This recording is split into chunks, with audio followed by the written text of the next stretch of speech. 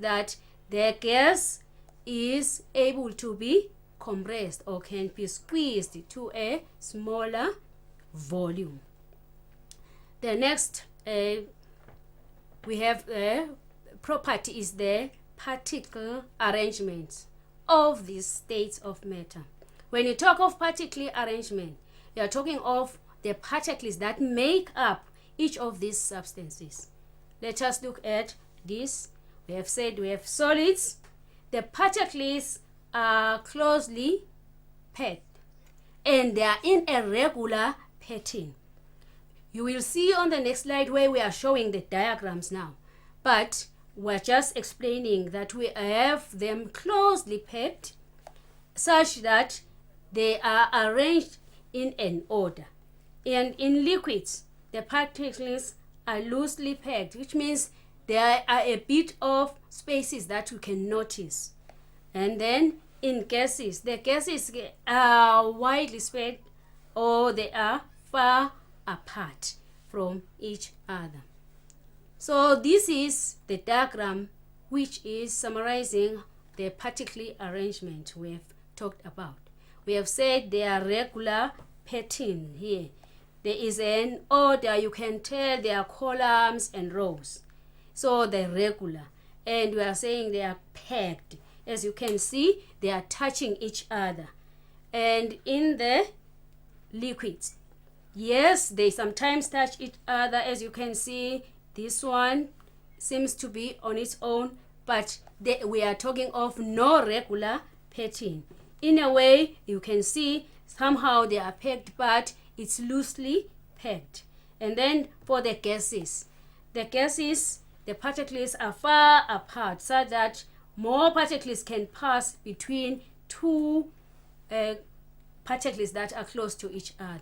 So the arrangement of particles has been described, and now we are seeing the next diagram. So in this next diagram now, we'll be talking of the changes in states of matter. Why is this happening? It's because of the nature of these substances and the particles that they are formed with. So on the changes of state of matter, the changes of state of matter are affected by either when you are heating or cooling. When you are heating each of these substances, or when you are cooling. When you are cooling, you can see the arrow is showing it's from this side to that side. So we are changing from solid to a liquid. That's the first step. For instance, you heat ice. What happens? It will change from solid to a liquid, a process called melting. And you continue heating the liquid, it will change from the liquid state to a gas, which is in our case vapor. This process, therefore, we use the term evaporation, not the boiling.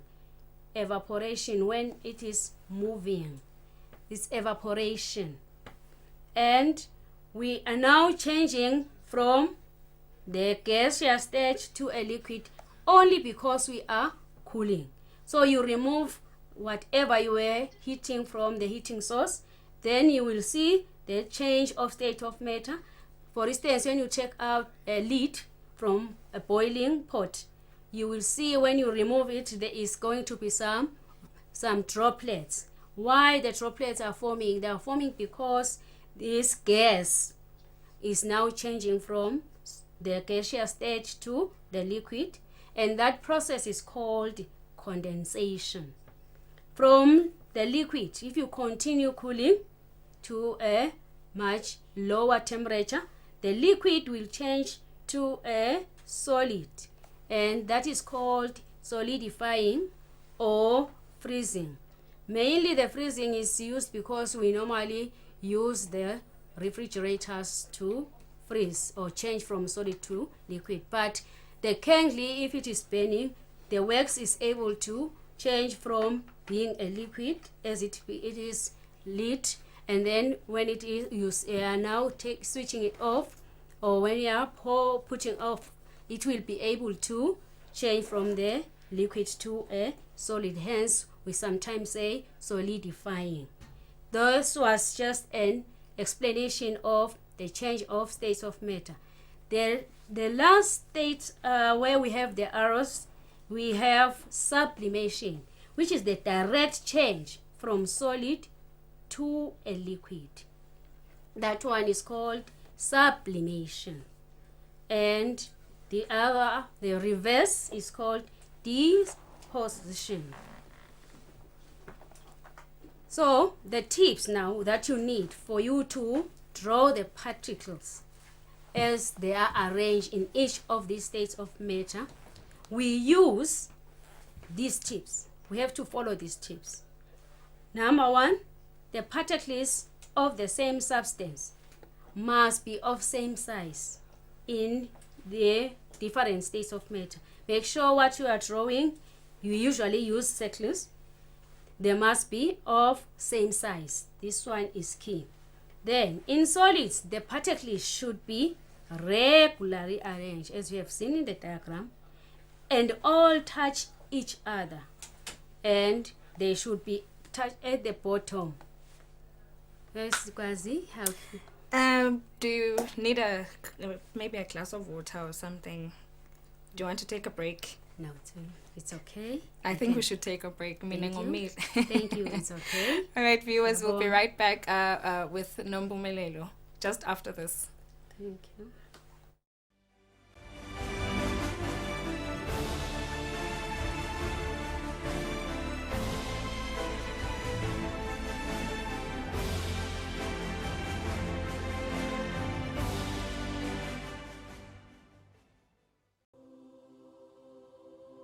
When you choose your adventures, you do so with an open heart and a desire for the unexpected. You embark on journeys to discover new worlds, full of wonder. You choose a path to awaken your senses, to feel the rush of life overwhelm you, a world to make you look up and realize just how inspiring this life can be. You ask, and we give you the royal experience. Arrive and awaken your heart. Explore life in ways only thought possible in your dreams. There are but a few places on earth so special, so unique, and so spectacular, where it becomes the rite of passage for the ambitious travelers, the courageous souls, to all have the one and only royal experience. That day when you look deep into your heart and leap into an ancient world so very different from your own, where magic, beauty, and love are shared forever. Then you will have a whole experience. There is just one place on earth where the people make you feel a part of their kingdom, where you just might volunteer to awaken spirits, enrich minds, and work alongside communities to build, motivate, and inspire. This is truly the royal experience. When you dream of a different world, beyond the ordinary, beyond time, discover just how far you go to expand your understanding of life's greatest mysteries. There's just one place on this planet with so much to offer. Now is the time for you to have the royal experience.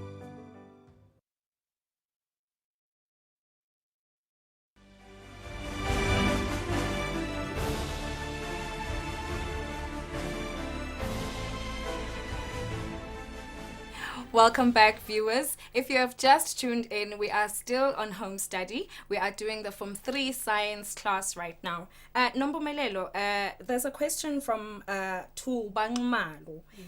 He is asking if this is book 3 that you are talking about. Well, it's not book 3, it's book 1. Okay. But as we know that the Form 3s are writing a 3-year course, it's from the Form 1 to Form 3, which means we are helping people from Form 1 to Form 3. Okay. So Tuba? in a way, they are revising. Or in a way they're revising. Yes. Tuba, I hope you got that. It's not book 3, it's book 1. Nombumelelo, sorry, can I just clarify that Tuba asked on YouTube if this is book 3, and you can ask on WhatsApp as well if you have any other questions. Nombumelelo, I'll let you carry on with your class. Thank you, Bazi. Thank you. Okay.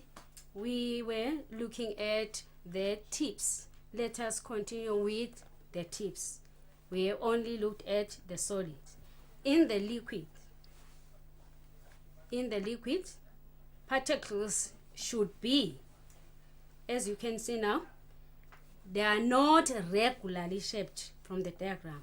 So as you have seen, they are not regularly arranged. So you are also supposed to do likewise, draw them same size, okay, but they shouldn't have what? A regular pattern.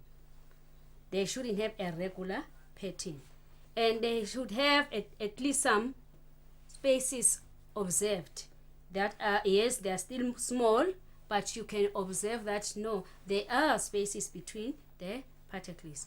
Also, they do touch the base, meaning they are from when you draw inside the box, for instance, make sure that they are touching the base of your box. In gases though, there is no regular pattern. As you have seen in the diagram, they are not arranged regularly, and they have wide spaces in between. So they are not going to be touching the base. Instead, they are colliding with each other. So the size of the spaces between the particles is important because it helps us to determine the strength of forces of attractions between these particles. If the particles are arranged close to each other, it means the forces of attractions will be more. They are strong, and they are weak on the liquid, and the weakest on the gases. Like we feel like there is somehow they are not even the forces, or they are not detected, yet they are, just that they are very limited. Now this leads us to start to talking of the kinetic theory. We have talked of particles being arranged, but now we're talking of their movement. Kinetic particle theory. This theory states that all matter is made up of particles. These particles, they are always in movement. There is no way that the movement is not there. It is in existence in all the 3 states of matter. How are these particles moving within the substance? In the solids, the particles just vibrate, collide with each other. In liquids, they are able to slide past each other. In gases, they just move freely, anyhow or randomly, at a high speed and hitting against each other and also the walls of the container. This will lead to why they are able to, the states of matter, why they are able to change from one form to another. It's based on the particle arrangement and also on the kinetic theory. What happens on these changes of states of matter? The changes of states of matter, they will occur because of either you are heating or cooling. When this happens, during heating, the particles as we have said, they are able to move, but this time they gain more of their kinetic energy. And then they vibrate. And as there are vibrations that are stronger now, the forces of attractions between these particles become weakened. So they are weaker forces between the particles. And the particles therefore are able to move apart and create more spaces between them. That is why we say they will end up having the substance being able to melt, changing from the solid to a liquid. Likewise, the liquid able to change from a liquid to a gas. Then we are continuing with this kinetic theory. We have said we have changes of state of matter, either due to heat or either you are cooling. What happens during cooling? In cooling, the particles lose their kinetic energy, which means it is getting slower somehow, and the particles move slower. So the forces of attraction, they will become stronger again. We have them being weakened on heating, but now that it is cooling, it's becoming stronger, such that they are able to come closer. So the particles then move closer, reducing the spaces between them. This explains again the process of condensation of gas to liquid and the liquid to a solid. We have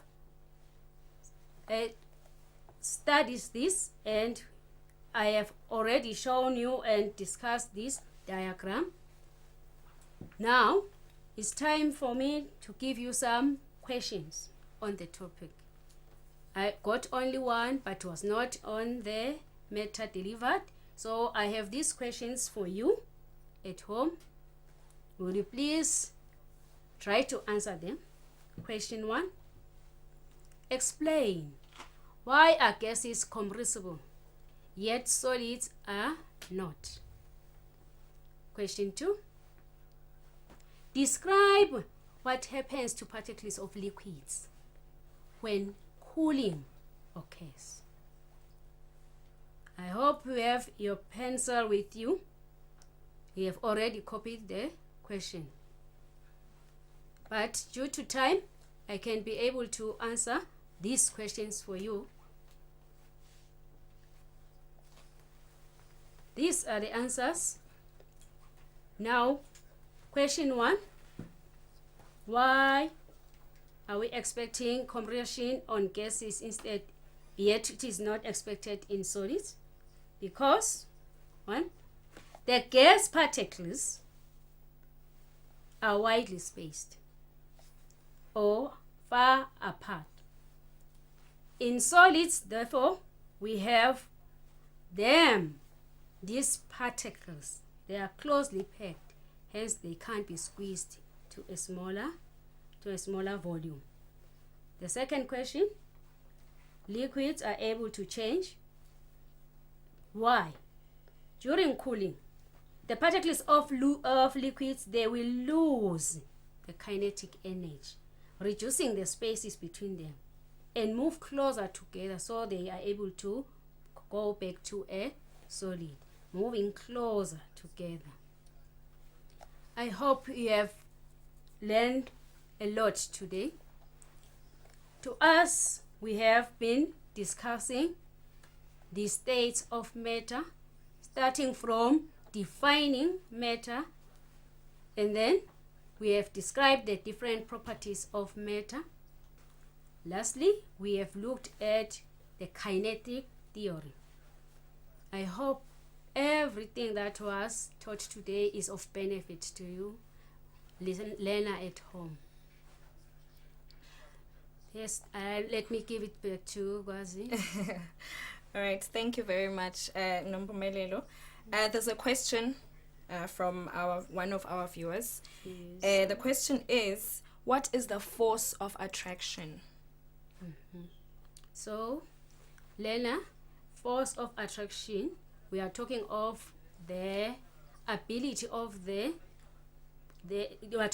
ability of the particles being able to stick together or move apart from each other. Okay. Yes, depending on the states of matter, of course. Okay. Well, there's another question from Ngosepayo Dlamini. Ngosepayo says, as solid particles vibrate, what happens to the volume? Thank you. Volume of the states of matter, we have said, once it is a liquid, obvious it will be able to move apart, creating space between these, hence the volume is affected. It will increase. All right, Ngosepayo, I hope that you were answered. Nompumelelo, thank you very much for being with us, and thank you for a very interesting lesson on the state of matter. I learned a couple of things there. Thank you so much. Thank you so much. Viewers, we're still doing From 3. Up next is religious education, and my colleague Lerato Mabilisa will take you through it. We'll be right back. Thank you.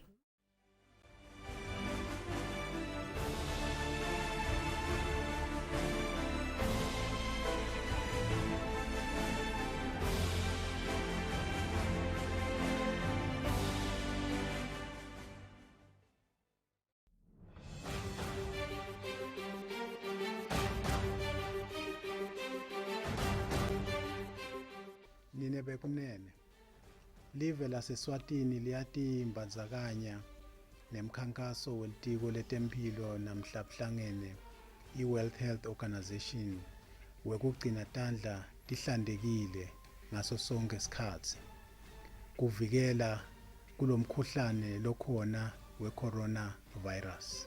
Tiningi ke tindlela longatisebentisa kutivikela kuleli gciwane le-coronavirus. Yinye yato lencomekako kutsi uyisebentise ngaso sonke isikhatsi kugeza tandla ngemanti lahlobile lahambako uphindze usebentise insipho ngaso sonke isikhatsi. Utsatse isikhatsi lesinganga 20 seconds kuya ku 40 seconds solo utigezisisa letandla, noma ke usebentise isanitizer nangabe emanti angekho dutane nawe. Litiko letempilo likanye namhlabuhlangene liluleka kakhulu sive kutsi silandzele nati tinyatselo kuze kutsi tandla tihlale tigcinekile tihlobile ngaso sonke isikhatsi. Kumele umandise tandla takho ngemanti lahambako, ushikishe insipho etandleni takho. Yenda siciniseko sekuthi ushikisha totimbili tandla ngalokwanele. Sandla sekudla sishikishe ngetulu kwesandla sesenxele. Naso sesenxele sishikishe sandla sesekudla. Utisebentise totimbili tandla kuze kuthi ugezeke kahle ngalokuphelele. Ushikishe insipho emkhatsini weminwe yakho netandla totimbili. Uchubeke ushikishe ngemuva kweminwe yakho kuto totimbili tandla.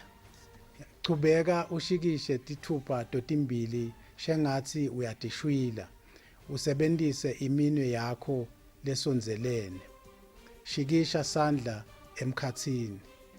Kubomake noma ke labo labanetingalo letinze kufanele bashikishe letingalo kuze kuthi emagciwane langabe ahleti khona nawo akhone kugezeka kahle ngalokuphelele.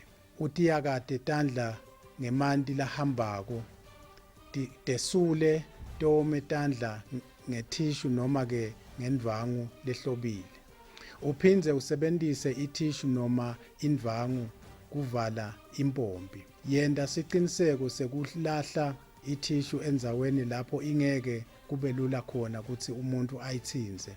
Nawe ungahlala unetandla letihlobile njalo njalo. Nginxusa onke emaswati ukuthi asukumele etulu. Sihlanganyele kulomkhankaso wekugcina tandla tihlantekile kuze kuthi sitawuvikela lesifo singasingeni kalula sisive. Siphindze sikhutsate bekunene ukuthi nebantwana labancane basitakale basitwe ngilabadzala ukuthi bagezisise tandla tabo tihlale tihlobile.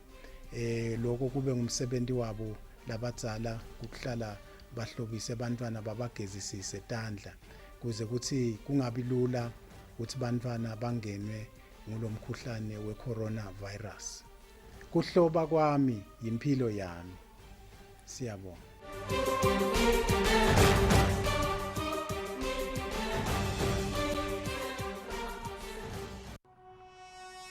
When you choose your adventures, you do so with an open heart and a desire for the unexpected.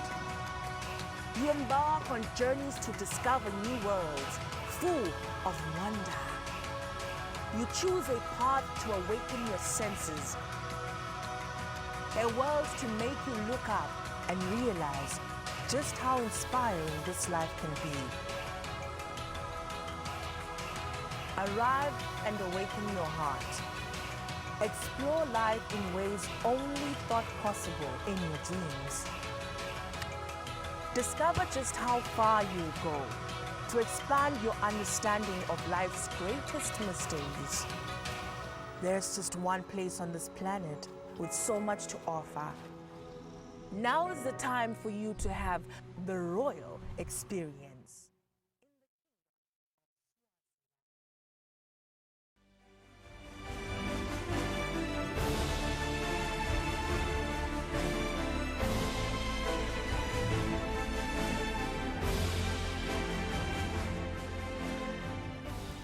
Welcome back, guys. Hello. I hope you guys are okay.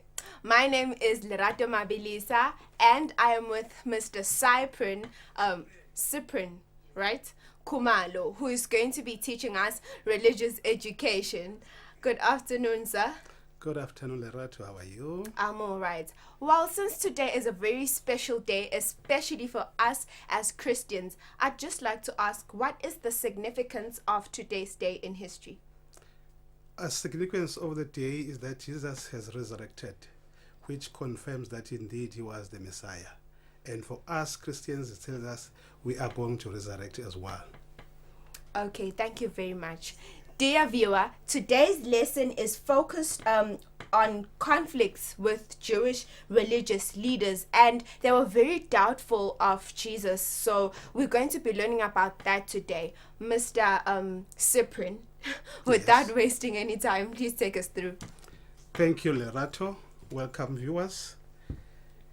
Our rationale of the day, purpose of our lesson, is to help learners understand the opposition that Jesus had with religious leaders. We're trying to look at the opposition that Jesus faced in his last week of his life. Then we're going to move on and look at the objectives of the day. Here we hope to achieve the following, dear learner at home. By the end of the lesson, you should be able to give an account of the conflicts that Jesus had with religious leaders. Also, you should be able to explain how the religious leaders hoped to trap Jesus. Thirdly, should be able to explain the characters drawn from the conflict that Jesus had with religious leaders.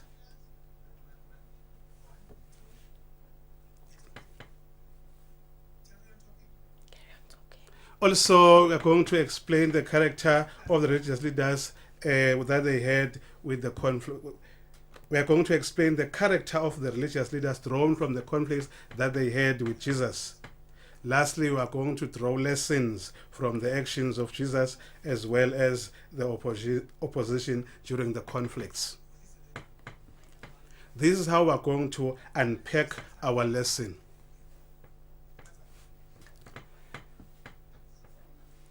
Our lesson is going to be unpacked in this particular manner. We are going to first look at the cleansing of the temple, move on to look at the conflicts that Jesus had with the religious leaders. Firstly, the question on the authority of Jesus.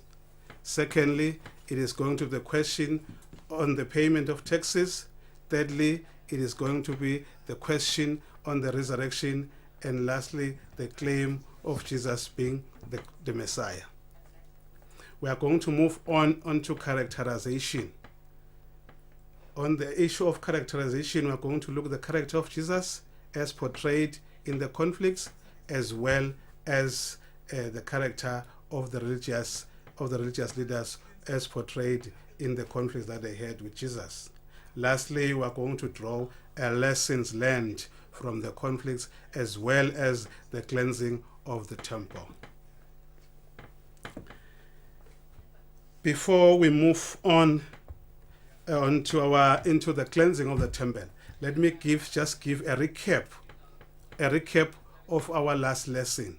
Our last lesson was on the triumphant entry of Jesus into Jerusalem. When Jesus entered Jerusalem, he entered Jerusalem like a king. Why do we say so? We say so because Jesus, when entered Jerusalem, there were shouts of praises. Blessed be the King who comes in the name of the Lord.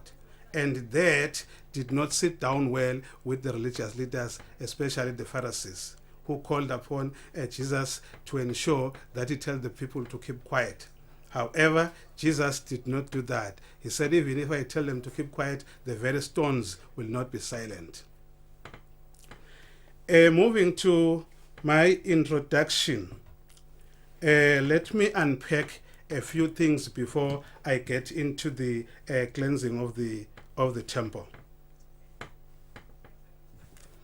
Here, I am going to talk about the importance of the temple. Here we have Jews. The Jews believed that the temple was a very, very important place. So in the temple, what they did is they were supposed to offer sacrifices to God. Those sacrifices were meant to wash away their sins. They were animals that were sold in the temple. This, each and every Jew was supposed to offer sacrifices. This was a religious obligation. During the Passover, they had all to assemble at the Jerusalem temple where they have to offer those sacrifices. There is a tricky part in this issue of offering sacrifices. One of the issues was that each and everyone was supposed to have an animal. However, some did not have an animal. So those who were in the temple took advantage of the situation. Then they decided to sell these animals. These animals were sold at a very, very high price. There were those Jews who were coming from different parts of Palestine, especially Galilee. Those who they could not take those animals into the temple. So they were supposed to buy from those who sold in the temple. And as I already mentioned, they bought those animals at a very, very high price.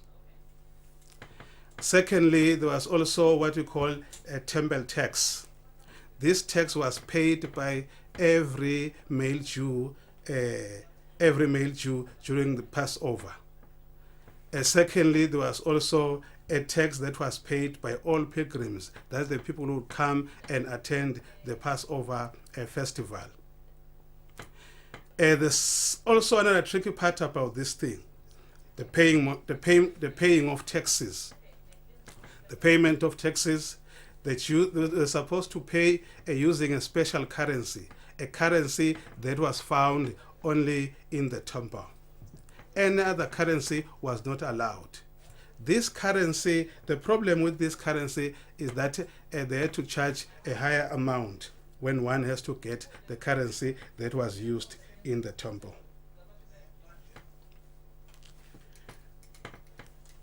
On the issue of the animal sacrifice that was used there, those who had these animals, their animals were sometimes disqualified because they were said to be disinfective.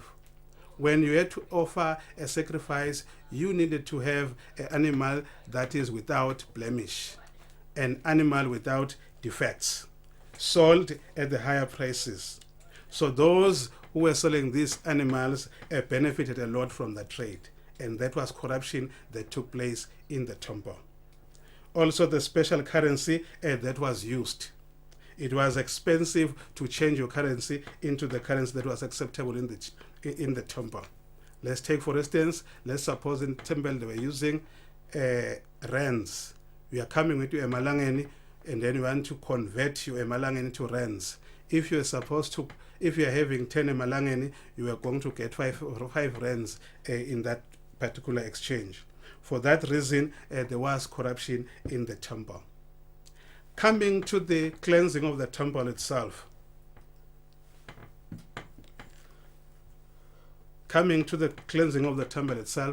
Dear Lena, you can open your Bible, Luke chapter 19, verse 45 to 46. There are other accounts that you can find the account of the cleansing of the temple in Matthew as well as in Mark. The account goes in this particular manner. When Jesus entered the temple, he began to drive out those who sold in the temple. He drove out those who sold in the temple, and then he went on to say, "It is written, my house shall be a house of prayer, but we have made it a den of robbers." I think in my highlight, I informed you about the situation that normally took place in the temple, whereby there was the selling of animals for the purpose of offering sacrifices. Here now Jesus comes into the temple. He found that kind of trade taking place. Look at this a very good picture that I have here. It's a nice picture, but it has got a lot of disorder that you can see here. Here is Jesus right in the temple, turning down upside down tables, those who sold in the temple. You can also see the coins, the currency that was used to buy the sacrificial animals. Those who sold in the temple looking worried. You can see the sacrificial animals there, as well as the pigeons that were used to offer sacrifices. There's just total chaos when you look at the faces of the people. They are worried what this man is doing here. That is the scenario of the cleansing of the temple, which means Jesus' motive was to cleanse the temple by driving out those who sold in the temple, who were using the temple for a different purpose, for a wrong purpose, then calling his house a house of prayer, as well as making that house a den of robbers. Moving on, we have to look at the significance of the cleansing of the temple. Here, there are certain aspects that are revealed by the cleansing of the temple. Here, in the cleansing of the temple, we see Jesus calling the temple as a house of worship. Here, Jesus, when he drove out those who were selling the temple, he simply said, "It is written, my house shall be a house of prayer," which means that was a house of worship. That is where they were supposed to hold prayers instead of selling in the temple. He went on to say the temple is God's dwelling place. That is also revealed by the fact that Jesus said, "It is written, my house." One may wonder, how then is it God's house when Jesus is saying it is my house? We believe in the issue on the issue of the Trinity, God the Father, God the Son, and the Holy Spirit. Jesus in this particular case, is God. Let me make an illustration. I am Mr. Kumalo, a teacher. I am also a father of my kids, as well as a soccer player. When I'm a soccer player, when you see me playing soccer, it does not mean I am not Mr. Kumalo. It is only that I'm performing a different function altogether. That's how the issue of the Trinity works. When Jesus say, it is my house, it means he is God himself. Also, there is the issue which is revealed here, the authority of the temple. Jesus having authority over the temple. Jesus was able to drive out those who sold in the temple because he had authority. The temple was under the jurisdiction of the Jewish leaders, that is the chief priests, who were responsible, who were overseers of the temple. But Jesus defied all protocol and then drove out those who sold, and that was a sign that he had authority over the temple.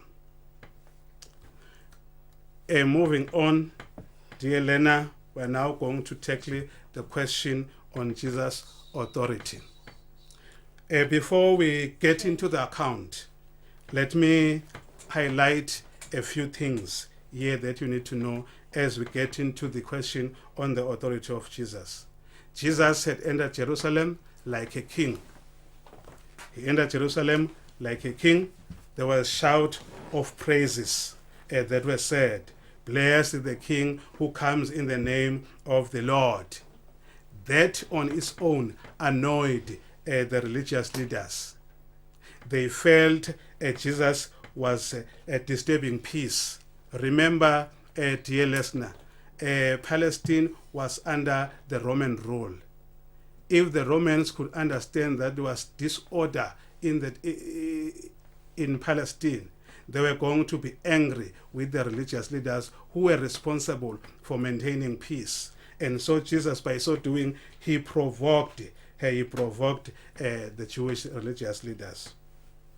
Also, the cleansing of the temple, which Jesus did in full view of the public, and they felt offended, that is the Jewish religious leaders, because they were the ones responsible for all activities that took place in the temple. The above actions of Jesus undermined the authority of the chief priest. The chief priest had got power over everything that happened in the temple. Let us now move on into the account itself. This account, dear viewer, is found in Luke chapter 20, verse 1 to 8. I am going to give you the key elements in this particular account. You can read, you can open your Bible and read. One day Jesus was teaching in the temple. As Jesus was teaching in the temple, he was able to get a lot of followers because people believed in his message. Then the religious leaders were angered by Jesus' action.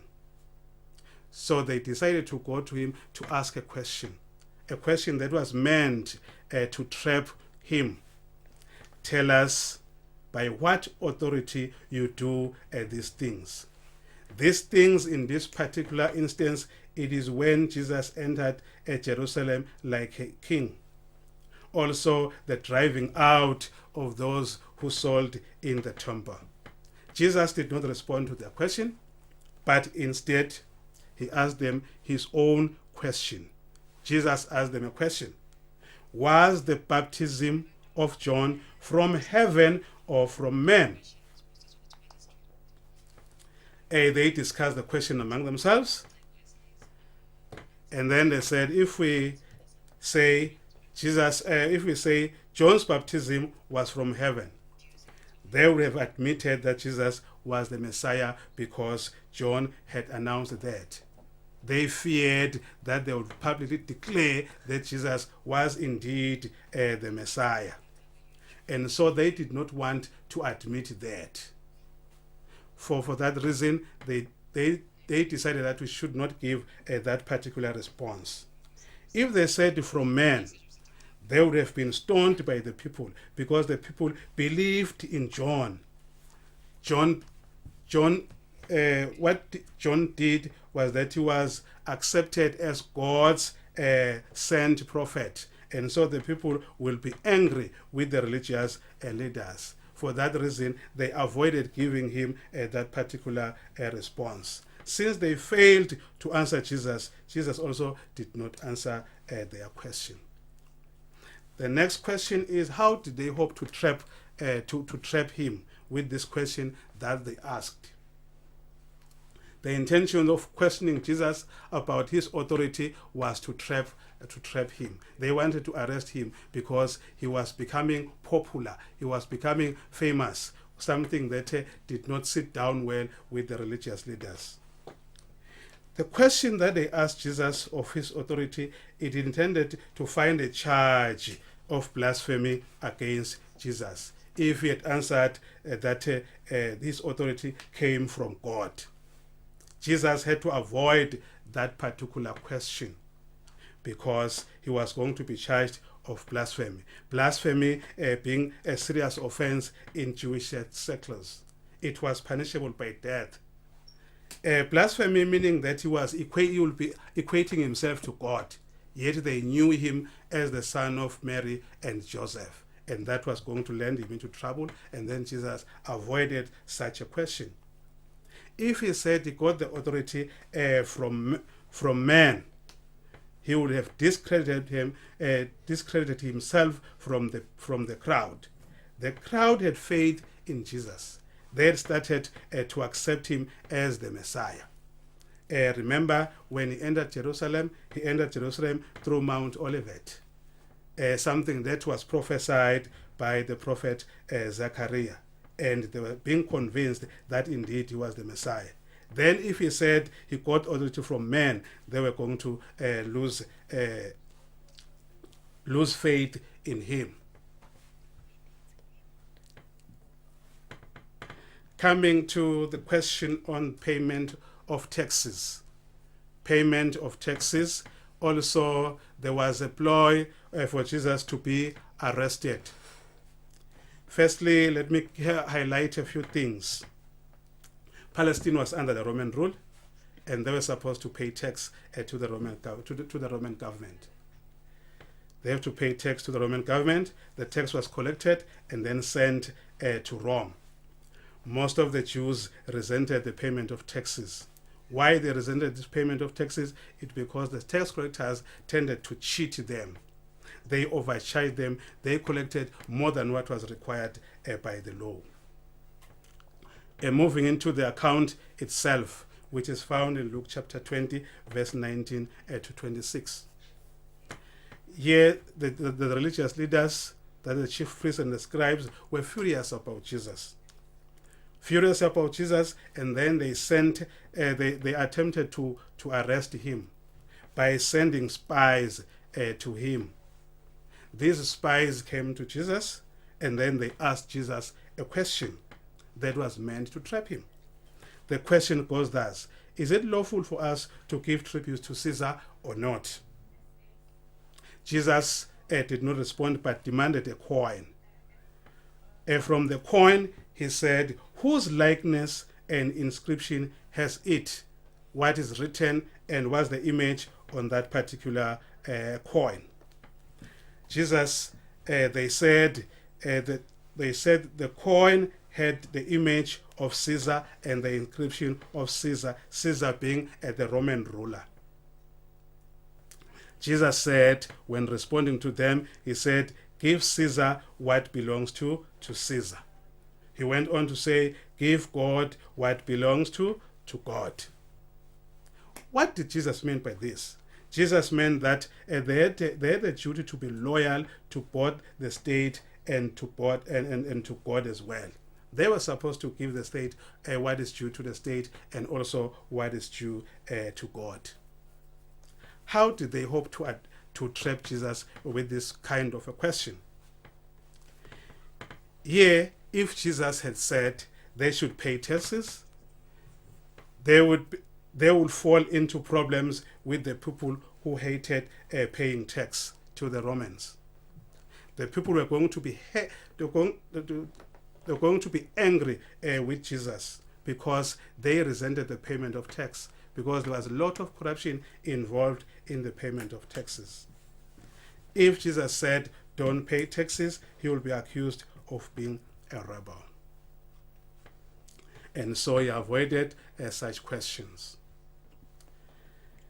Dear Lena it is quite important that I move on into the character of Jesus. Jesus, here we realize that he was brave. He demonstrated the character of being brave, also loyal and faithful, as well as he was adamant, that he was unshaken. On the issue of being bold, Jesus was able to drive out those who sold in the temple, turning away tables all by himself. There were hundreds and thousands of people who were selling in the temple. Jesus was able to drive them all by himself. Jesus was loyal in the sense that he encouraged the people to pay taxes. Jesus was adamant. He refused to be persuaded by the people, especially when he was asked questions. Questions have got a tendency whereby they make one to lose his grip. For instance, the story of the fall of man, whereby Jesus, the story of the fall of man, where the serpent came to Eve and said, "Did God say?" That question made the woman to lose her grip. Then he started to panic. But Jesus, in this particular instance, he did not panic at all. He was adamant, and that's one character trait that Jesus portrayed. Our next item is the character of religious leaders. Dear Lena, let me conclude by looking at the characters of the religious leaders that they portrayed in the conflict that they had with Jesus. These religious leaders, they were evil. Evil in the sense that in the temple, they were able to gain a lot of income because they also benefited in the trade that took place in the temple. Yet they were cheating the people in the process. In the issue of evilness, we say after preaching in the temple, Jesus, they then sought to kill him, and that was a sign of what? That was a sign of evil. They were also corrupt. They were corrupt in the sense that these were highly paid by the Roman government. If they were highly paid, they then also benefited from the trade that took place in the temple. They ensured that all animals have to be bought in the temple, and so they benefited in the whole thing. They were also said to be greedy. Since they belonged to the upper class, yet they cheated the people. That was a character trait that they were not supposed to demonstrate, ladies and gentlemen. Lerato? Thank you very much, viewer, for watching, and thank you, Mr. Cyprian Kumalo. Cyprian. Yes, please. Okay, thank you, Mr. Cyprian, for the lesson. A question from WhatsApp today says, which animals were used as sacrifice? Thank you, dear Lena. Animals that were commonly used for sacrifices were the lamb, that is the sheep, was also used, goats were used, also pigeons were used to offer sacrifices. Okay, thank you very much. And then on YouTube, there's a question that says, what is Trinity? And the other one answered and said, Father, Son, and Holy Spirit. So we're just confirming if it's correct. Yes, it is God the Father, the Son, and the Holy Spirit. And that does not mean God is three persons. Mm-hmm. It's only that he performs three different functions or different roles. Okay. Dear viewer, thank you very much for watching, and thank you for joining us today, Mr. Cyprian. Cyprian Kumalo. Yes. I hope you enjoyed our stay with us today. Thank you very much, viewer, for watching, and I think you've had a little bit of too much love. So up next is Nogwazi, who's going to be giving you your next lesson from Fives.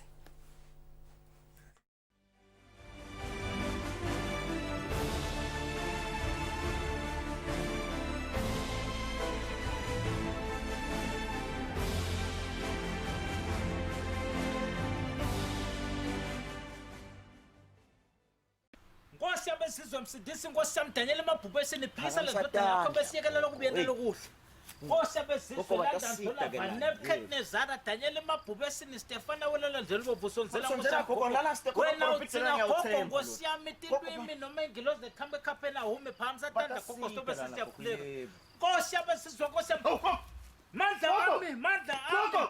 London fish so mthele ngamanti mfana mthele ngamanti hayi amanti ngivuse esimolise ngilozi yabezizwe ngishaya kano wiki so ngilozi Nebuchadnezzar emakhe makhulu kakhulu hey sana ngilozi Gabriel wena ngithemba mprofeti simolise msakuthintsana nalo mahafu lo kweshelele msakuthintsana nalo muntu ngithi mina nangiwala angiwiswa ukuthi unemandla lo mntana lo lamandi lokhuluma ngawe into lebekufanele ayisebenzise ekuqaleni ke ngiwiswa kumangala ukuthi ukhona umfulo ongaphatha lomunye etandla ngathi gesi negogo ngilapha spiritual not physical lethi tandla ta Gabriel ngilozi lenkulu lalela la wena mthana mina ngithinjwa ngumuntu ngimangaliswa ngilokho ngithenisa nje la emadolobheni ndonke ndzawo donke kuyashunyayelwa simolise ukuthi akugezwe tandla ungakathinzi lokudliwako qala ngekugeza tandla ubuya endlini yangasese emthoyi nawubuya ugeza tandla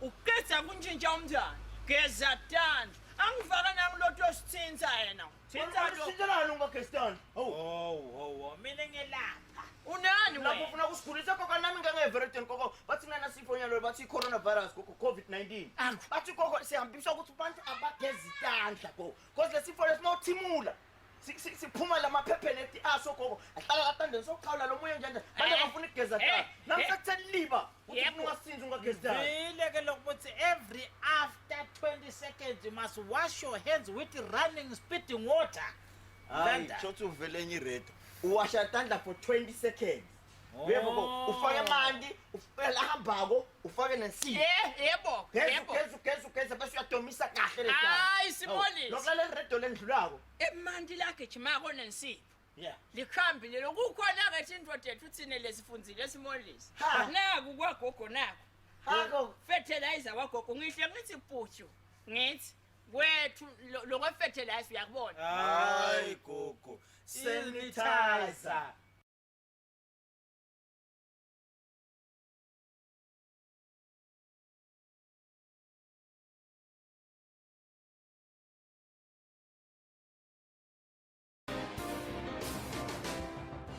Better health, better life.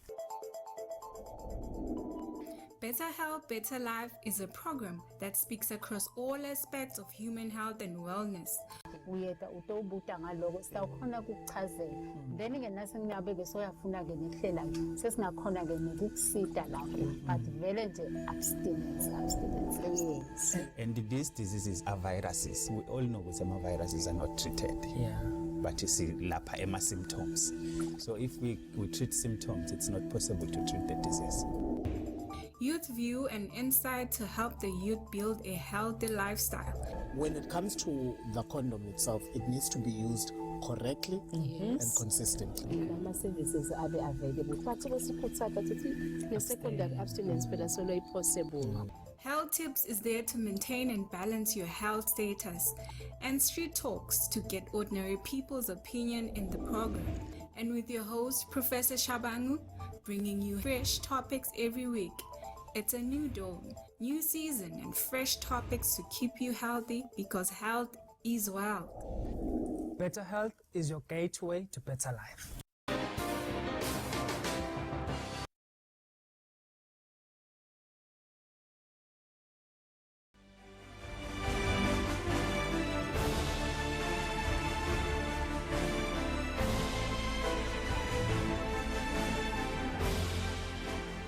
A very warm welcome back to our viewers, and if you've just joined in, we just previously finished our Form 3 lesson and now we're on to Form 5.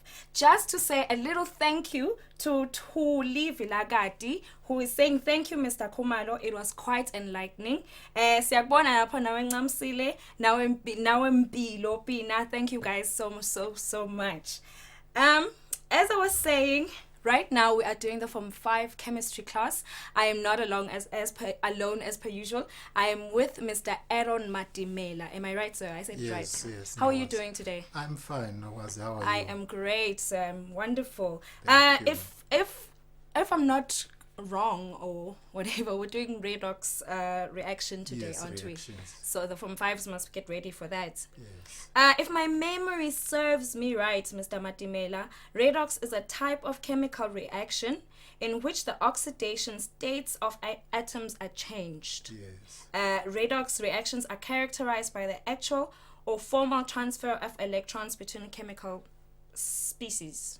Yes. Actually, Nowazi, there are various ways by which we define these kind of reactions. Okay. Depending on what has happened to the reactants going on to the product. Okay. Yes. All right. Okay, Mr. Matimela. So we're on a good start right now. Yes. So I think we're not going to waste any time. Just to remind the viewers that we are live on YouTube and we're also live on Facebook. If you have any questions, feel free to use those platforms and also our WhatsApp line. Do not call us, please. Can I just emphasize that? Please text us. Do not call us. Mr. Matimela, it's over to you, sir. Thank you very much, Nogwazi, and greetings to all of you viewers at home, particularly the Form 5 learners. Well, our lesson is on reduction and oxidation reactions. Now, normally these two terms are shortened to what we call redox reactions. It's a subtopic. It's a subtopic on a bigger chapter or a bigger lesson called chemical reactions. So redox reactions are part of chemical reactions. Now, the relevance of this lesson is that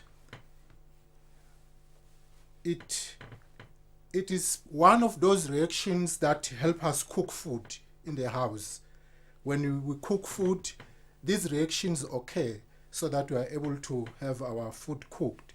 They also help to power our motion, that is, engines of motor vehicles use chemical reactions, redox reactions for that matter, to move. Also, human activities are powered by redox reactions. They are also used by plants. When plants photosynthesize to produce food for us, they make use of redox reactions. We will see as one of our examples that photosynthesis, how photosynthesis actually occurs as an example of a redox reaction. Also, you have to understand that redox reactions, when they are not controlled, they can actually damage our property. Like you see the bicycles here that have rusted because they have experienced this kind of reactions. Well, for you to understand and follow these concepts, my dear learner at home, I assume that you have good knowledge of the periodic table and the elements, including the symbols that are used to represent these elements. I also assume that you have a good understanding of the atomic structure together with the subparticles that make up an atom. Also, the knowledge of bonding is a good base for you to understand these kind of reactions. I also expect that you know how to write and understand the formula of chemical compounds, as well as representing reactions using an equation. Well, in our lesson, we are going to be using frequently the following terms. Oxidation is going to be one of them. Reduction is also going to be used frequently. Oxidizing agent, reducing agent, as well as photosynthesis. Now you have to take note of these terms, my dear learner at home. Now, to get into our main discussion, let me begin by saying that you have to understand that there are two main characteristics by which we identify these kind of reactions known as redox reactions. Now, these characteristics, one of the characteristics is that redox reactions are recognizable by the involvement and transfer of oxygen, hydrogen atoms, and or electrons. Now, every time you are looking for these reactions, you are supposed to be looking for the involvement and transfer of either oxygen atoms, hydrogen atoms, or electrons. Then another one of the characteristics of these reactions is that they are coupled kind of reactions. That is, they happen simultaneously. Whenever oxidation occurs, reduction also occurs. So those are the two characteristics that we are going to use to investigate the reactions. Now let us go on to the definitions of oxidation and reduction. Now, the terms oxidation and reduction are given different definitions in different situations based on what has happened to the reactants going to the products. Because all reactions, my dear learner at home, you have to understand that we always look for what has happened from the reactants going on to the products to tell what kind of reaction that is. Hence, for redox reactions, we have three definitions. So one thing in this lesson is that we are going to look into how we define redox in three ways. Okay, let's move on to the next slide and see how oxidation and reduction in what I'm going to call as our definition 1 is going to be like. Now, the first definition of oxidation and reduction is going to be in terms of oxygen gain or loss. Please take note of this, that the first definition for redox reactions. By the way, redox reactions, I said it is reduction and oxidation reactions, but in actual fact, the order doesn't matter. So if I begin by oxidation and go to reduction, it shouldn't confuse you. Now, the first definition is in terms of oxygen gain or loss. Now, this is because the first observations of redox reactions were those in which oxygen was seen to be combining with other elements to form oxides. So now let us take an example to see how we come up with definition 1. Now, for example, when calcium, we're going to use calcium, otherwise you can use any other element. When calcium burns, that is when it combines with oxygen, it will produce an oxide known as calcium oxide. Now, let us look at this equation. Now, in this equation, we see that the calcium has actually become, when you follow this arrow, it has become calcium oxide. Now, how has it become calcium oxide? You can see that it has now combined with oxygen. So when a substance combines with oxygen, or when it gains oxygen in a chemical reaction, we say that is oxidation. So calcium has experienced oxidation in this kind of reaction, or in this situation. Many other elements can also experience this in chemical reactions.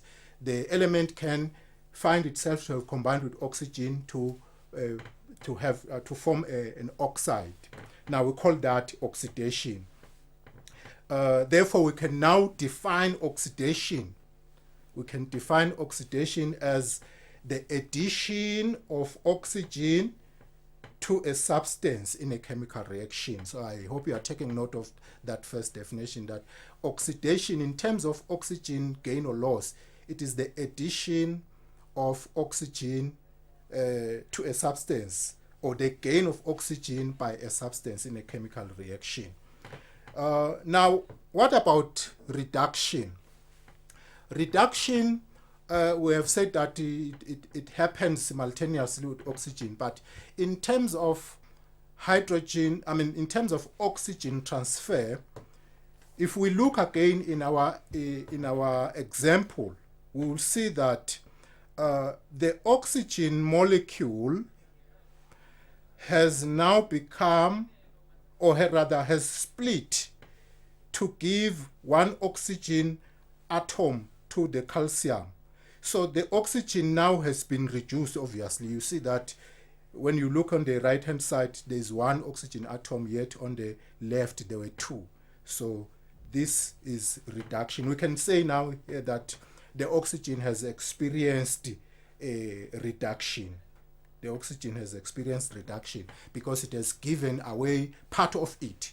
In some instances, all of it goes to combine with the other element, but even when it gives away part of it, it is still a reduction in terms of oxygen gain or loss. Now, if I can summarize this for you, the oxidation and reduction in terms of oxygen gain or loss, we can say that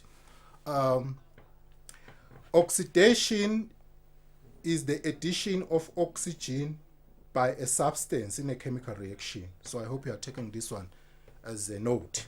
Oxidation is the addition or is the gain of oxygen by a substance. And then reduction, according to definition 1, is the loss of oxygen by a substance. Now, my drawing here illustrates the same process. Calcium having become calcium oxide by gaining oxygen, and oxygen having broken down and given away one of its atoms. So we say it has been reduced. Now, this diagram here, this one, it also illustrates that both oxygen and reduction occur at the same time in chemical reactions. I hope you have gotten that one very well. Now, I want also to talk about terms that are very relevant when describing the process where a substance gains oxygen or substance loses oxygen. That is the redox reaction. Now, there are two terms, oxidizing and reducing agents. You have to understand these ones as well. That when a substance experiences oxidation, we have already said it's by giving away oxygen. Now, it is because another substance has caused it to experience the oxidation. So a substance experiences oxidation because another substance has given it oxygen. Now, in that situation, the substance that helps another to experience oxidation is referred to as an oxidizing agent. I hope you are getting that one. That an oxidizing agent is that substance which helps another to be oxidized. Now, likewise, when a substance experiences reduction, this is because another substance has taken away its oxygen, if we are talking about oxygen transfer. And then that substance acts as a reducing agent. So I hope you understand now that oxidizing agent is the substance that gives oxygen to another substance, and reducing agent is the substance that takes away oxygen from another substance. Now, this I can also illustrate by means of equations. Look at this. You will see that the oxygen, when it oxidized the calcium, it was reduced itself. So oxidizing agents get reduced in the process. You can take that one as a note. Oxidizing agents, the agents that oxidize others, they get reduced. Like we said, the oxygen is now reduced when it appears in the products. Also, the substance that reduces another, like the calcium taking part of the oxygen, when it reduces the other, itself gets oxidized. I hope you are also getting that one very well. Well, can we now look at a brief evaluation of what we have discussed? Now, here I have a few questions for you. One of them is that explain where the term redox comes from. Question 1. Explain where the term redox comes from. Question 2. Given this equation where magnesium reacts with sulfur, according to this equation here, show that this is reduction. I mean, this is a redox reaction. Show that this is a redox reaction. Well, I think Nogwazi has something to say. Yes, sir, I do have something to say. Let's just give our viewers a little bit of time to do those two questions for just 2 minutes while me and you get something to drink. Yes, thank you very much. Thank you very much. Viewers, from 5 specifically, there's 2 questions that we want you to just do. The first question is explain where the term redox comes from. I'll repeat that. Explain where the term redox comes from. The second question is magnesium reacts with sulfur dioxide like this. There's your formula there. And then show that this is a redox reaction. I'll repeat that again. Magnesium reacts with sulfur dioxide like this. There you have the formula there. And then show that this is a redox reaction. So from 5s, we're going to give you just a couple of minutes, like 2 minutes to do that. And we'll be back right after this. Send.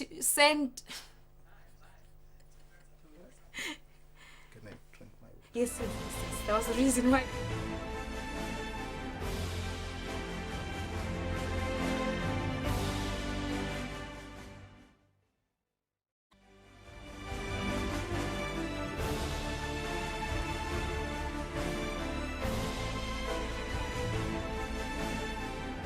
Viewers, welcome back. I hope that the Form 5s have their answers ready. Mr. Matimela, I have 2 people who answered a question. The first one is from 76355731 from WhatsApp. And they say, when oxidation and reduction happens at the same time. Yes. They are correct. That's correct. All right. And then I have another one from Mohammed. From YouTube, it says it comes from 2 concepts of reduction and oxidation. Very correct. They are very correct. Yes. All right, so Mr. Matimela, I'll let you continue with your lesson, sir. Thank you very much, Nogwazi, and thank you very much for your responses, learners at home. Of course, our answers to these questions. The first question, where does the term redox come from? It comes from reduction and oxidation. So I believe you all got that one right. The second one is asking you to show in the equation or reaction, magnesium reacting with sulfur dioxide to give magnesium oxide and sulfur. Now, in this one, magnesium has gained oxygen from the magnesium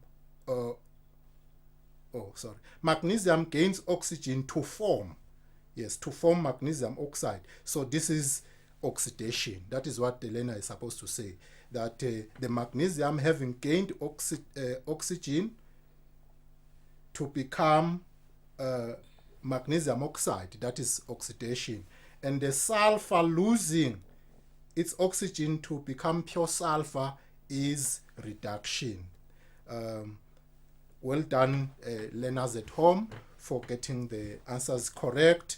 Now we can move on to discuss oxidation and reduction in another way, which we are going to call our definition 2 of redox reaction. Now, redox reactions can also be explained in terms of hydrogen transfer. Now, when we explain redox reactions in terms of hydrogen transfer, this is, okay, first of all, let me use an example to illustrate redox in terms of hydrogen transfer. We are going to use an example where ethanol reacts with, or rather loses one hydrogen to become ethanol. I have the equation here. I hope you can see it at home. That when ethanol loses a hydrogen, it becomes ethanol. Now, this is also another way of defining a redox reaction. In this case, when the ethanol loses the hydrogen to become ethanol, we say it has been oxidized. So the second definition now is oxidation is the loss of hydrogen by a substance. When a substance loses hydrogen, we say it has been oxidized. I hope you note that this is somehow the opposite of oxidation in terms of oxygen transfer. Now, reduction in terms of hydrogen transfer is when a hydrogen has been added to a substance. Now, when a substance gains a hydrogen, like it has happened with the ethanol being reversed back to ethanol, that is also a redox reaction, and it is a reduction in this case. So, by definition now, we can conclude and say reduction, I think you have something to say, Nogwazi. No, sir, just to let you just have a couple of minutes of wrapping up, sir. Okay. Yes. Well, viewers at home, I believe that you have been following up to now, that we have defined oxidation and reduction in terms of oxygen gain or loss, and also in terms of hydrogen gain or loss. I think now we can perhaps go to the conclusion of the lesson, where we can summarize and say oxidation. I want to give you I want to show you a full summary of this lesson. We have said that oxidation is loss of oxygen. It is gain of oxygen, please note that. It is also the loss of hydrogen. Now, we have not gotten to explain oxidation in terms of electron transfer, where we would see oxidation as the loss of electrons. And reduction, we have said, is the loss of oxygen, whereas it is gain of hydrogen in terms of hydrogen transfer. And we've also seen that both oxidation and reduction, they occur at the same time. That is, when a substance is oxidized, it also experiences reduction. And then we talked of oxidizing agent and reducing agent as substances that oxidize, that cause an oxidizing agent causes one to be oxidized, whereas a reducing agent causes a substance to be reduced. But note that these are actually when a substance acts as an oxidizing agent, it is itself reduced. And when it is acting as an oxidizing agent, it is itself oxidized. I hope I've been clear with this one. And then we're also supposed to look at redox reactions being facilitated by light, such as photosynthesis and also photography in the early discoveries of the technique of taking photos, but I believe the viewers at home will take a bit of reading to cover up this. Okay, Mr. Matimela, can I just ask you to please explain electrons for just briefly? Yes, that is redox in terms of electron Yes. Transfer. Well, if you give me that time, I I'll give can you that quickly take you to an example. Okay. First of all, learners at home, you should understand that in chemical bonding, especially in the formation of ionic substances, metal atoms, usually they transfer their electrons to the non-metal atoms. So when these two happen, the resulting ions, that is the charged atoms, they will combine and form a compound. That you should understand. Now, we say when a substance transfers its electrons or loses electrons to another one, we say it has been oxidized. So we can quickly take that one as a note that oxidation in terms of electron transfer is loss of electrons. And then reduction is gain of electrons. Like if we look at the equation here, we can see that when this compound, magnesium oxide, was formed, it's because the magnesium actually lost electrons to become an ion. By the way, this is the correct way of writing it. And then the oxygen has gained electrons. So we say loss of electrons is oxidation and gain of electrons is reduction. Okay. Yes. All right. And then there's just one question from a viewer. They're asking, I think there's an example you did with calcium, and they're asking if in that example was calcium the reducing agent. If we can go back to Yes. that one, I think it was when oxygen was involved. Calcium, the first example. Yes, they asked if in that example calcium was the reducing agent. Calcium, we said, is oxidized to become calcium oxide. So when it is oxidized, the substance that oxidized it is the oxygen. Okay. So in this case, the calcium was actually reduced. It acted as a reducing agent when it was oxidized. That is what we say. Okay. Yes. All right. I hope that the viewer has been answered with regards to that question. Mr. Matimela, thank you very, very much for being with us today. We hope to see you again soon. Yes, I hope we're going to meet soon and Yes, discuss another lesson. Yes. I believe it is going to be organic chemistry. All right. Thank you very much. From Fives, I hope you got something there. And from Fives, please feel free to ask us on YouTube and on WhatsApp. Do not be afraid. We are going to answer your questions as best as we possibly can.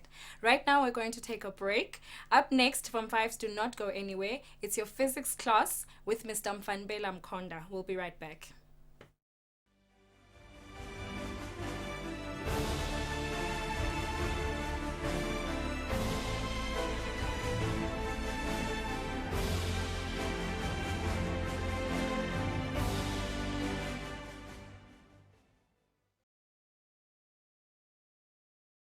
COVID-19 is an infectious disease caused by a new coronavirus introduced to humans for the first time. It is spread from person to person, mainly through the droplets produced when an infected person speaks, coughs, or sneezes. These droplets can land in the mouths or noses of people who are nearby. These droplets are too heavy to travel far in the air. They only travel approximately 1 meter and quickly settle on surfaces. This is the reason person-to-person spread is happening mainly between close contacts. The exact time that the virus can survive on surfaces is not yet known. So it is wise to clean surfaces regularly, particularly in the vicinity of people infected with COVID-19. Hands touch many surfaces, which can be contaminated with the virus. You should therefore avoid touching your eyes, nose, or mouth, since contaminated hands can transfer the virus from the surface to yourself. When coughing or sneezing, cover your mouth and nose with the bend of your elbow or use a disposable tissue. If a tissue is used, discard it immediately into a closed bin. The most effective way to prevent the spread of the new coronavirus is to clean your hands frequently with an alcohol-based hand rub or soap and water.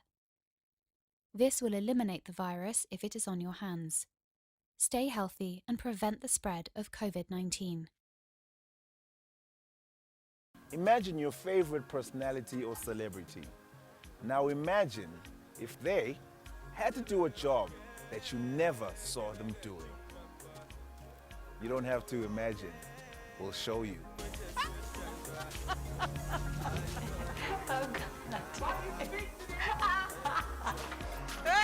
Really? Asambege is back. This is the show that takes your favorite celebrity and personality and gives them the challenge of doing a job that some people do every day. Yeah.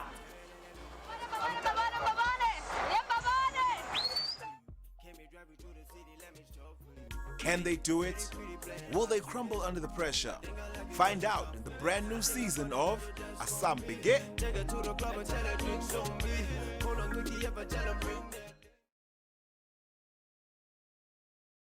Pay your TV license for being in possession of devices such as television sets, DVDs, VCRs, monitors, and more.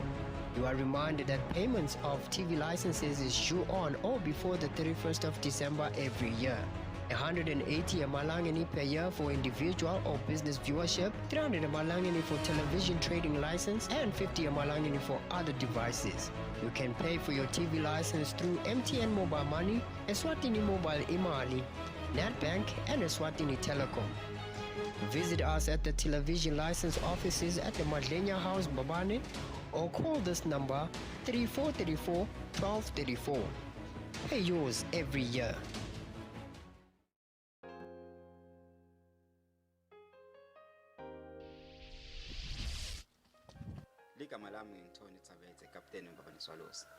Coronavirus has stopped our career. Nobody knows for how long. Join me. Let's all wash our hands and beat coronavirus.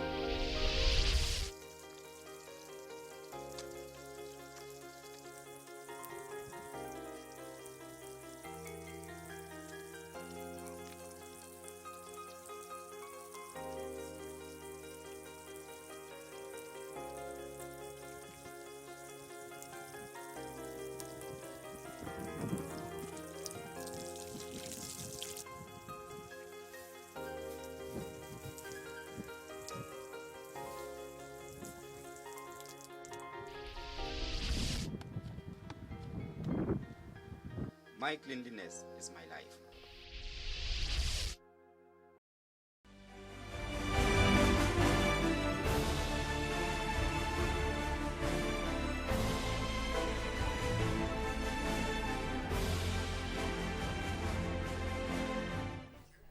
Welcome back, viewers, and like I said before the break, it's time for our physics class right now for the Form 5s. Form 5s, I hope that you are ready. I am not alone in the studio right now. I am with Mr. Mfanbela Mkonda, sir.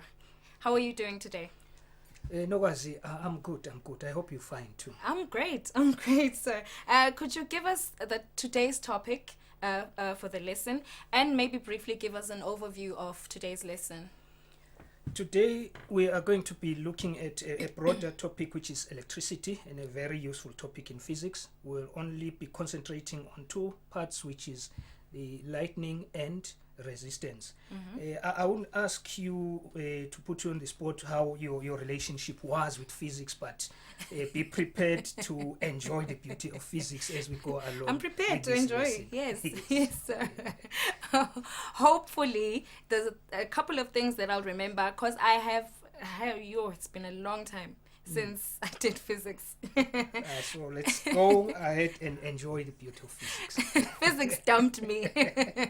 I'm physics X, so me and physics are not on the same page. Okay, right. All right, Mr. Mkonda, is there anything that the Form 5s will need during this lesson? Of course, the basic things like your pencils and other things, because there'll be drawings. Okay. And if possible, they could have their graph, a graph paper or a squared paper, because they might be drawing of graphs, and there'll be a little bit of calculations. A calculator might come handy, of course. All right, from Vibes. So get your material ready. And just to remind you, if you have any questions, do not be afraid to ask us on our YouTube page and on our WhatsApp number. Mr. Mkonda, the stage is yours, sir. Thank you very much. Welcome, learner at home. As we have said, the topic is lightning and resistance. Now, why do we bother ourselves learning about these things? Of course, we would say it is for the examination, but we also would need to know things around us, and that is the beauty of physics, as we have said, knowing things around us. The knowledge of the formation of thunder has contributed a lot to minimizing the dangers that are caused by lightning. Lightning has been known, it is known to be one of the greatest killers on earth, especially in summer where there are going to be a lot of rain and thunderstorms. So the knowledge of that has helped the mankind to avoid or minimize those problems. Now, as we're talking, you have your gadgets with you.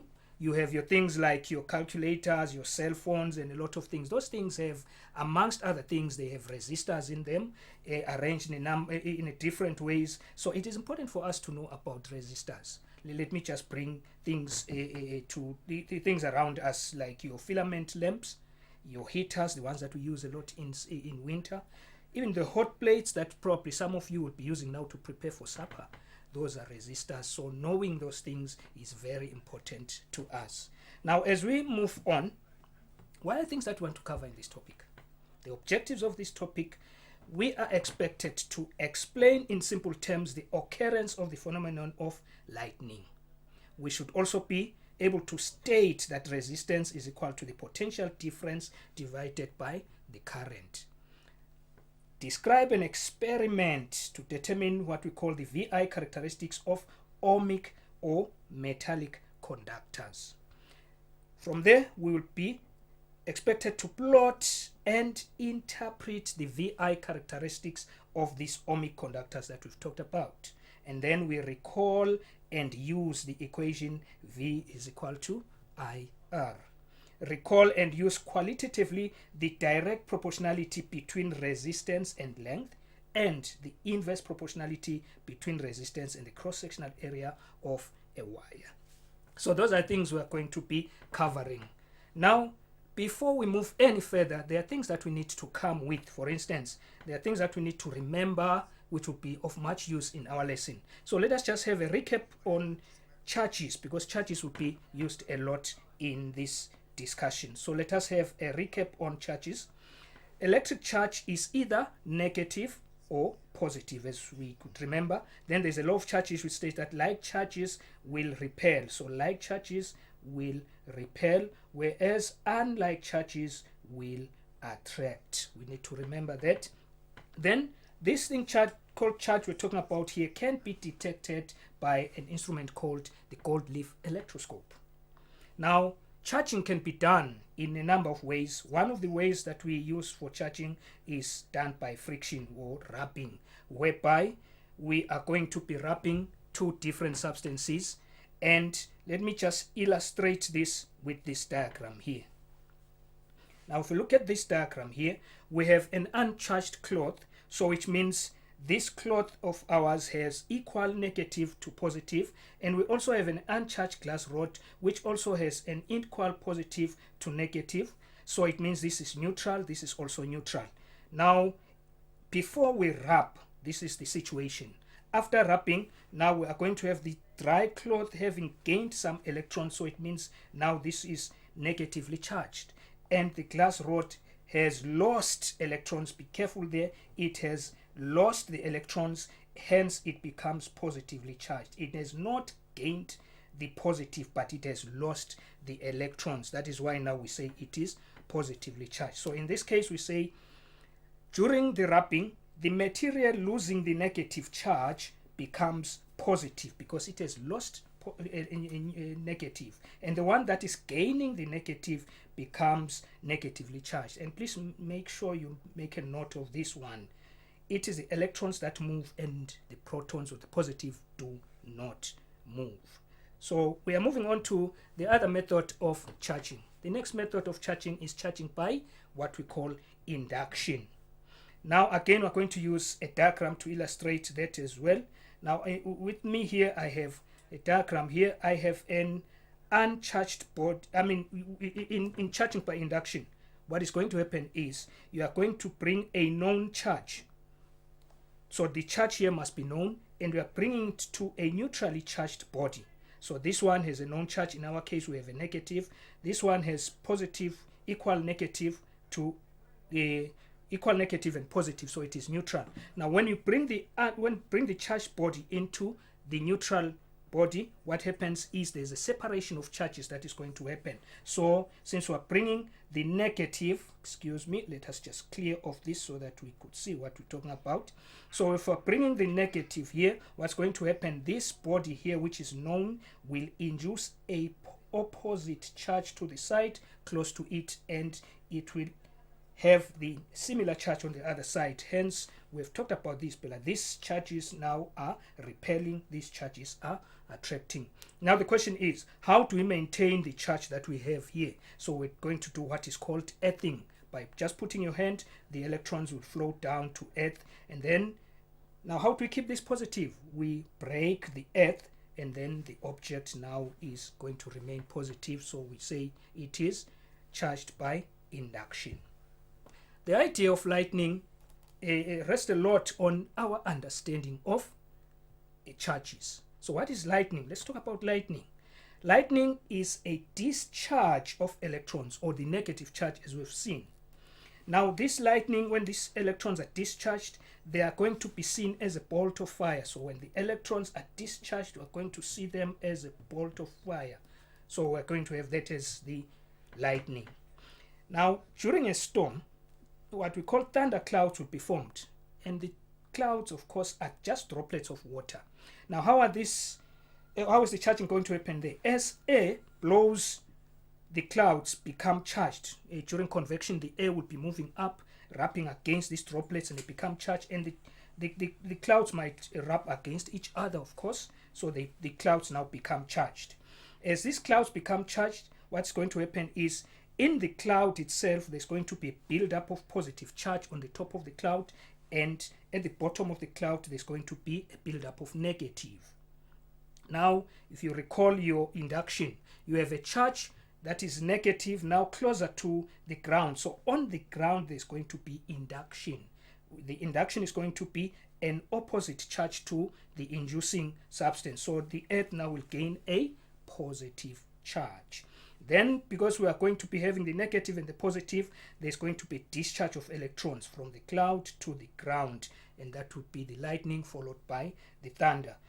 Maybe that would seem a little bit confusing, or we need to unpack it a little bit. Let me use a diagram to show you what we're talking about there. So let's look at this illustration here.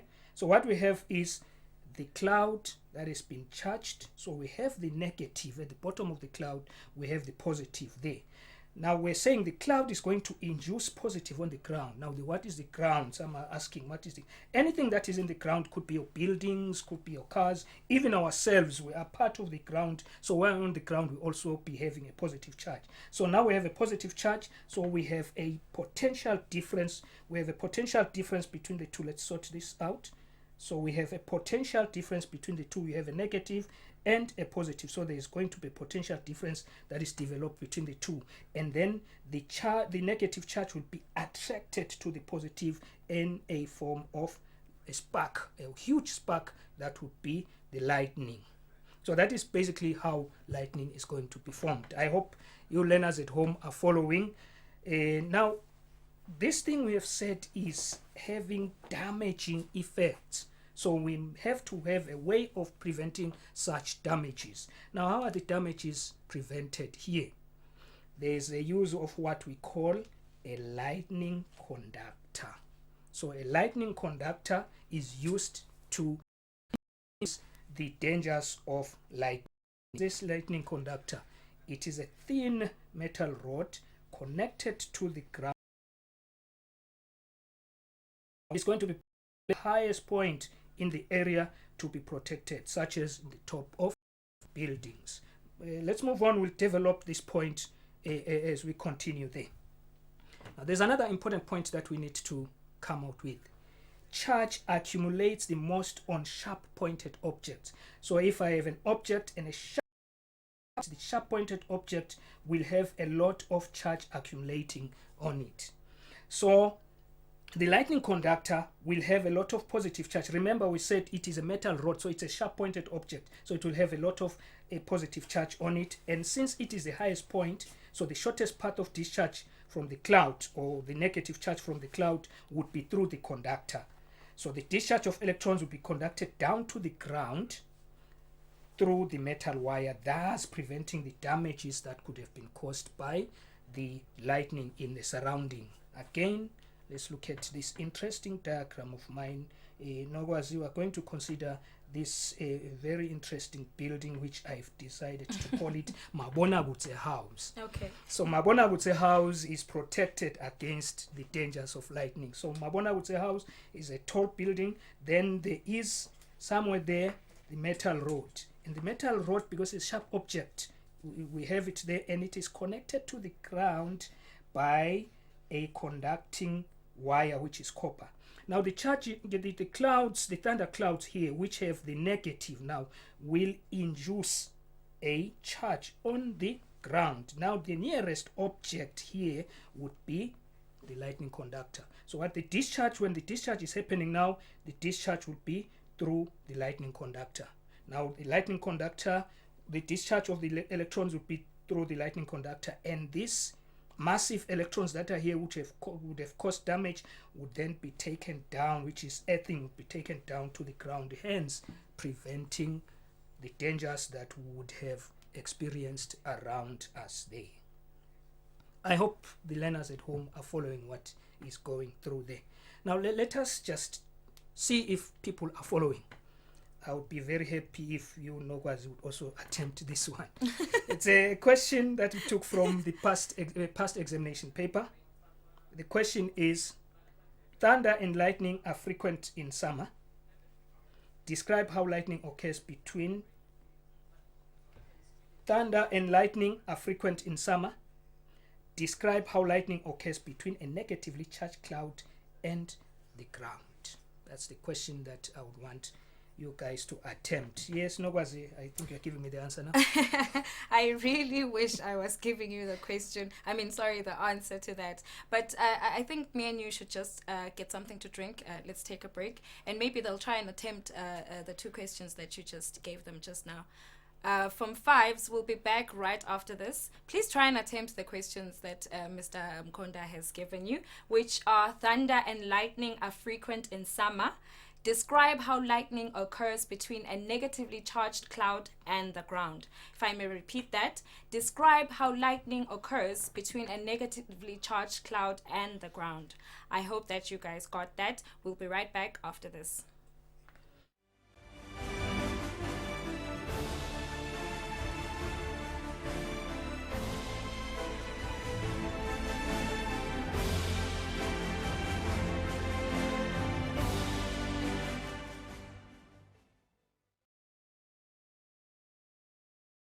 COVID-19 is an infectious disease caused by a new coronavirus introduced to humans for the first time. It is spread from person to person, mainly through the droplets produced when an infected person speaks, coughs, or sneezes. These droplets can land in the mouths or noses of people who are nearby. These droplets are too heavy to travel far in the air. They only travel approximately 1 meter and quickly settle on surfaces.